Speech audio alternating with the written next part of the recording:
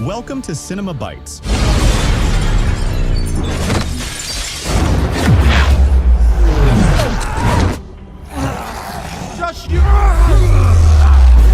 Your go-to for movie recaps in a flash.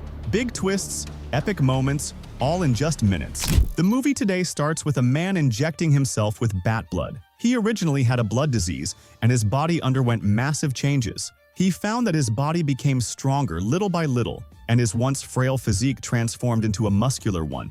Not only did he become unnaturally strong, but he also became incredibly agile and extremely fast in his movements. He could even hang upside down in the air, just like a bat. He developed the ability to locate objects using echolocation, even with his eyes closed, and could pinpoint the exact origin of a sound with extraordinary precision. The man who acquired these supernatural abilities is named Morbius. We start from when he was a child. Morbius had been living in an orphanage for as long as he could remember. He suffered from a very rare blood disease since he was a child. Everyone around him said that the chances of him recovering were very slim, but his desire to live never wavered. In his small mind and brave heart, he always thought that one day he would find a way to overcome the disease. One dark day, another boy named Milo arrived at the orphanage, and fate slowly brought their paths together. Milo also suffered from the same blood disease as Morbius, and there was something missing in their DNA, like a puzzle piece that hadn't been found yet. To stay alive, they had to endure painful blood transfusions 3 times a day. The two, who shared the same suffering,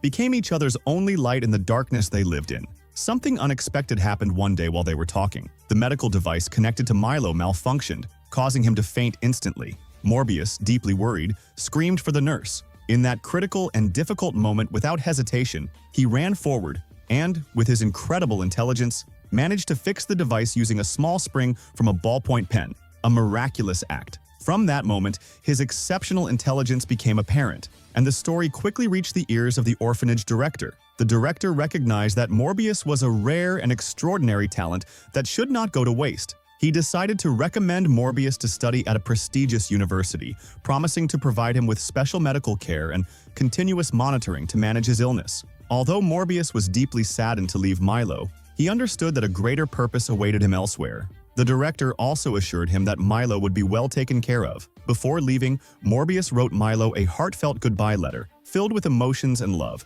and he embarked on an uncertain journey with determination and resilience. Although the two had a strong bond, their personalities were vastly different. Milo was harsher and less compassionate than Morbius, but this did not affect their unbreakable friendship. They stayed in touch through letters as time passed. By the time Morbius turned 19, he had grown into a brilliant scientist. He succeeded in inventing synthetic blood and even won a Nobel Prize. However, deep down, he saw all of this as just the beginning of his quest to find a cure for his and Milo's illness. To achieve this ultimate goal, Morbius conducted a daring secret experiment without telling anyone. He researched the genes of blood-drinking bats, and his assistant, Marty, was the only one who knew about this secret. Morbius discovered that the saliva of these bats contained a substance that prevented blood from clotting. If their genes could be combined with human genes, it might help eliminate the blood disease that had tormented them for so many years. Marty repeatedly warned him about the great risks involved, comparing it to gambling with his own life. However, Morbius's determination and resolve were unshakable. In the end, Marty reluctantly agreed to help him, though she was uneasy about it. The experiment was fraught with difficulties and challenges. After injecting the substance containing the bat genes into lab rats, they failed repeatedly. Morbius and Marty worked tirelessly through the long night, and finally, the 117th substance succeeded in keeping the rat alive. Overjoyed, Morbius immediately went to Milo, who had become a very wealthy man and had always been the primary funder of Morbius's research. Standing before his close friend, Morbius chose to hide the potential dangers of the experiment and enthusiastically told Milo that there had been progress in the treatment. He explained that the first phase of the experiment had been successful and that the next step would involve human trials. Morbius knew, however, that experimenting on a human was not only unethical, but also extremely dangerous. Therefore, it had to be done far away from any country and out of sight. Milo didn't hesitate for a moment and supported Morbius with everything he had. He quickly arranged for Morbius and Marty to travel on a ship heading into the open sea. The ship was like a small, self-contained community with all kinds of people on board. Morbius and Marty focused intensely on preparing the experiment in the lower deck of the ship. Meanwhile, on the upper deck, a group of older men were playing cards loudly and obnoxiously. Once they were certain there were no issues with the bat gene substance, Morbius handed it to Marty with seriousness and respect. His eyes were filled with determination to do whatever it took to achieve results. Marty's hands trembled slightly with fear and anxiety. She knew very well that the outcome of the injection was unknown and that anything could happen. But there was no turning back at this point. The substance had to be injected into the spinal cord, and the entire procedure was extremely painful. Marty managed to control her inner fear and emotions, holding Morbius firmly in place to prevent him from moving. She stood by nervously, waiting to see their fate. Shortly after, Morbius's body began to convulse and tremble violently. The loud sound of his reaction shattered the silence in the lower deck cabin and even reached the upper deck. The group playing cards was startled by the sudden noise, which disrupted their game. One of the men came down quickly, angry, cursing, and intending to teach those two a lesson for disturbing them and not responding. But as soon as Marty opened her mouth to explain what was happening, Morbius, who was still trembling and resisting pain, suddenly disappeared without a trace, as if he had completely evaporated from existence. A feeling of discomfort and unexplained anxiety arose in the heart of the strange man. He and Marty began searching everywhere on the ship. When they looked up, everyone was shocked by the sight before them. Morbius now resembled a massive bat, clinging to the ceiling of the ship with his hands and feet. His face was distorted, looking very monstrous, with his fangs protruding from his mouth, giving him a repulsive appearance. He immediately called his colleagues to come quickly. As soon as he said that, Morbius attacked the elder man. Out of sheer fear, Marty turned quickly and ran out of the door, slamming it shut with great force behind her. Morbius was completely out of his mind at that moment. The elder man fell to the ground instantly from a powerful blow.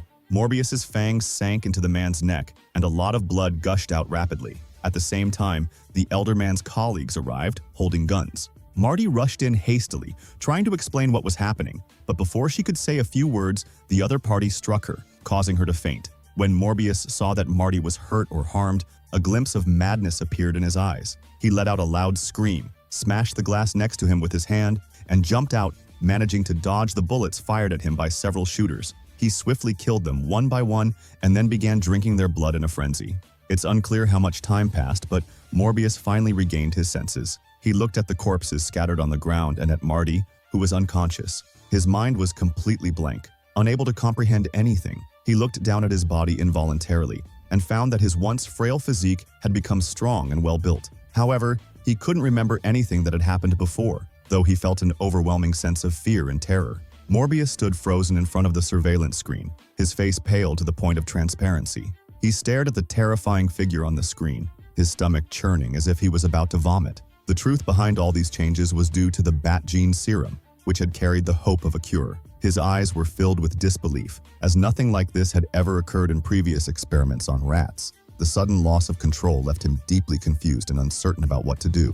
Morbius, with trembling hands, picked up the phone and dialed the emergency number, terrified. He also took all the remaining serum with him before fleeing the ship filled with gruesome memories of blood. When the police arrived, all the ship's surveillance recordings had been completely erased. Marty was still unconscious, and there were several corpses of people whose blood had been drained, their faces disfigured and altered. The only thing left behind was a strange, bat-like piece of paper. Morbius returned to his lab, overwhelmed by a flood of emotions. At that moment, he realized that, although the bat gene serum had brought terrifying and disastrous consequences, it had also granted him abilities beyond those of ordinary humans. His endurance, speed, strength, and hearing had all improved significantly, and he even gained the ability to communicate strangely with bats. Not only that, but he also acquired echolocation, the bat's ability to precisely determine the location of anything around him. However, the cost of this power was heavy. He had to drink blood regularly and consistently, or he would lose his mind again and transform into a monster.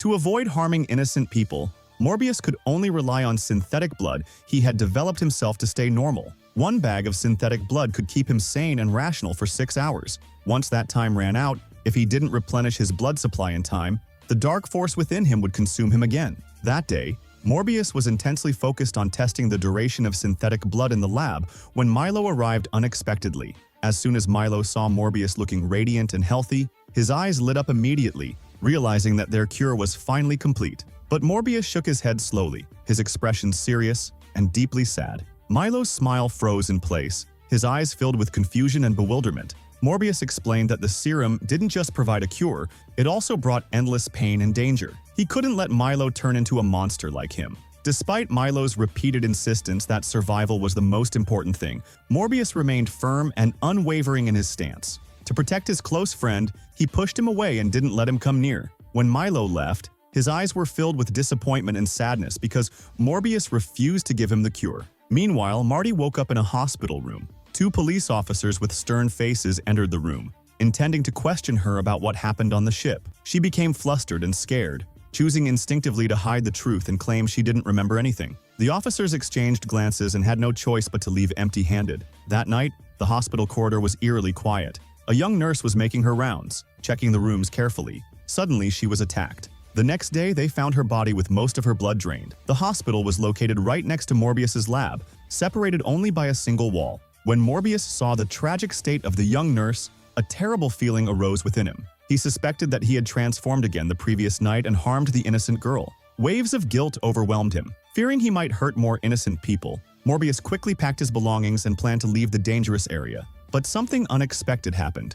Morbius encountered the two police officers who had questioned Marty earlier. Both officers were sharp-eyed and quick to notice details. They suspected Morbius's involvement in the murder on the ship. Morbius tried to fabricate stories and make excuses to escape the situation, but the experienced officers didn't believe him at all and weren't fooled. Confused and unsure of what to do, Morbius used his strength and speed to knock the two officers to the ground instantly. It was natural to run fast, like a bee, to the last floor of the building. He was trying to escape, but the two officers quickly responded and caught him in the elevator. In the end, Morbius couldn't escape. He was arrested by the police and put in prison. This made the situation much worse. While in prison, Morbius was very scared when he realized that the duration of time the artificial blood could keep him stable was becoming shorter and shorter. During his police interrogation, he was deeply upset and desperate. He calmly confessed to the crime they accused him of committing. The only thing he wished for at that moment was to get the artificial blood to control the dark power that could emerge from him at any moment. However, the police ignored his request completely. Morbius couldn't do anything but sit there, sad and withdrawn in his cell. A while later, Milo came to visit him in prison and looked at Morbius in his cell, his eyes filled with sadness for him. Deep in his heart, Milo believed Morbius was always a kind person and couldn't imagine that his friend could do something so terrible. Milo was determined to save Morbius before leaving him. Milo secretly hid a bag of artificial blood in his cane. When Morbius held the cane, he felt a very strange sensation and realized that Milo, who had been suffering from a blood disease and walking with a cane for years, had now left the cane behind. This was a clear sign that something was wrong. Indeed, when Morbius watched Milo walking away, he noticed that his steps were unusually fast and unnatural, with no sign of the limp he used to have. At that moment, Morbius understood that Milo must have injected himself with the bat gene serum. Morbius suspected that Milo was likely the one who attacked the young nurse last night and intentionally shifted suspicion towards someone else. Morbius felt a deep sense of betrayal and heartbreak, realizing his friend had deceived him. The dark power within him began to stir, unable to remain silent any longer. He lost control and suddenly transformed, breaking out of the prison and running away. He swore to find Milo and confront him face to face. Meanwhile, Milo was walking leisurely and happily through the crowded streets. He passed by a newspaper stand and bought a paper. The headline on the front page reported that Morbius had turned into a vampire. As he stared at the paper, a strange smile appeared on Milo's face. In the next moment, he attacked the newspaper vendor like a wild beast, unable to control himself. It turned out that Milo, too, couldn't escape the side effects of the serum and had descended into madness. Morbius, with his heightened senses, heard everything clearly and quickly ran toward the source of the sound. He soon managed to stop Milo, who was attacking people in the street in a frenzy. When Milo saw Morbius, a strange smile appeared on his face, and he admitted to everything he had done without hesitation. From Milo's perspective, the blood-enhanced powers he gained from the serum were not a curse but an improvement. He couldn't understand why Morbius was resisting these powers, and wished Morbius would embrace this new life peacefully, just as he had. Morbius felt a whirlwind of conflicting emotions in his heart and realized that the inevitable confrontation between him and Milo was about to begin. The outcome of this confrontation would determine not only their fates but also the fate of many others in the bustling city streets. The two engaged in a violent clash due to their differing perspectives, attacking each other with intense force. Their chaotic and unnatural movements escalated the fight, taking it from the street to a subway station. Milo's inner beast fully emerged during this intense battle, revealing his brutal and savage side. Compared to Morbius, Milo was harsher and more aggressive. During the fierce fight, police officers who tried to intervene and restore order became victims of Milo's wrath. He attacked one officer so violently that he killed him, plunging the area into chaos and disorder. Morbius, who disliked violence and conflict, began to focus intensely on the movement of the air around him amidst the chaos. something strange happened, and as he concentrated, he gradually learned how to glide through the air. Morbius quickly left the blood-soaked scene, following the direction of the train tracks to escape.